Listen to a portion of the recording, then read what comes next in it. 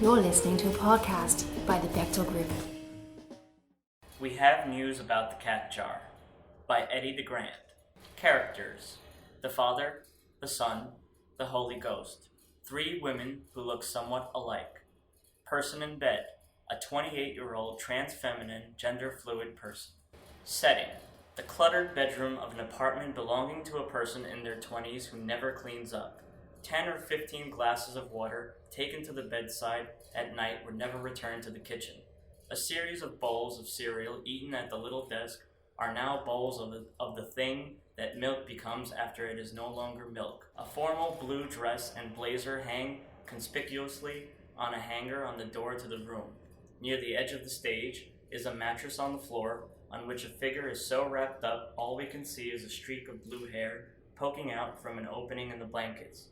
3 women stand separately facing the bed, unmoving, arms at their sides, heads lowered so that their hair covers their faces. They raise their heads slowly until only their eyes are visible, staring out at us from under a curtain of hair. In the name of the Father, and the Son, and the Holy Ghost. you pray to us, and we are here to answer you. They cross themselves and lower their heads again. A spotlight appears before them, between them and the bed where the sleeping figure has not moved. You will not remember this in the morning. You will not. Remember this, you, Will not remember this in the morning. in the morning. And by the afternoon, you won't remember us at all. And by the afternoon, We came. but by the afternoon, The last time we said a prayer was 8th grade. So that is why we look like your friend Sarah. From 8th grade. She has grown quite a lot since then. and so have you. Even though you were 28. Your hair is blue. And you do not own napkins. The stage goes dark. A spotlight appears over a cat-shaped porcelain cookie jar, which is resting on a pedestal draped with velvet. She meant to come visit you soon. You won't remember that. At Christmas, she said she'd come out in April or May. But now that she's dead, you'll forget she said so, and assume She wasn't coming. We know you want the retro kitschy cat jar. you Can't remember the last. She used to You say, can't. swallow. She loved you in her way. They used to. she died opening the mail. Awfully young, but it ran in the... She died in June. She more or less loved you, and she was willing to overlook the... It makes more sense for your sister to have it because she has children you'll never use. You can't remember the last. someone with children. They want you to have furniture.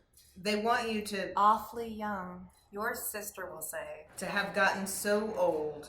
Nobody will know what to do with her clothes, and you won't want.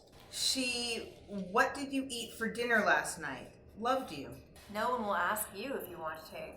What could she ever do but let you? Swallow. Your name. Which you dropped by accident and lost. And which you thought you could replace without saying anything. What could she do but let you?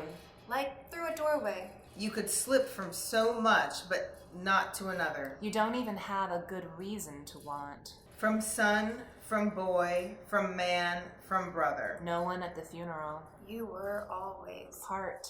Coming home soon. Except that one little thing.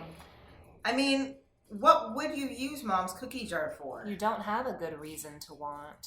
You won't remember this in the morning. She's going to put organic, low-sugar cookies in the jar.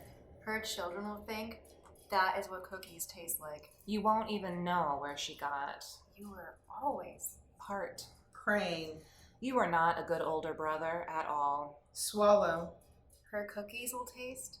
Like medicine for you. Acceptable only in gasps. Organic. You don't have a good enough reason to want. She loved you narrowly through. She always came. When she could. A doorway. They won't ask. You can't remember the last time you They will be afraid. To ask. Going through her clothes. You can't remember the last. Your sister will fight like a fucking animal for that jar. We We don't don't know why. And she will take it home. You will get the cufflinks your mother inherited from her father, Grandpa Jay, He was an asshole.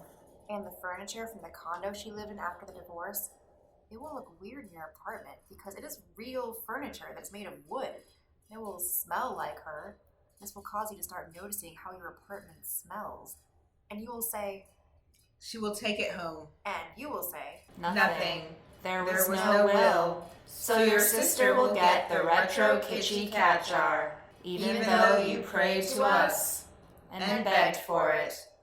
This play was written for one of the Bechtel Group's 24-hour writing challenges, where we give a group of 10 playwrights 24 hours to write a 10-minute play that passes the Bechtel test along specific parameters.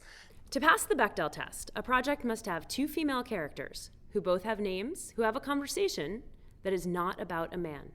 For more information on our work, look us up at www.thebechtelgroup.com. Yeah,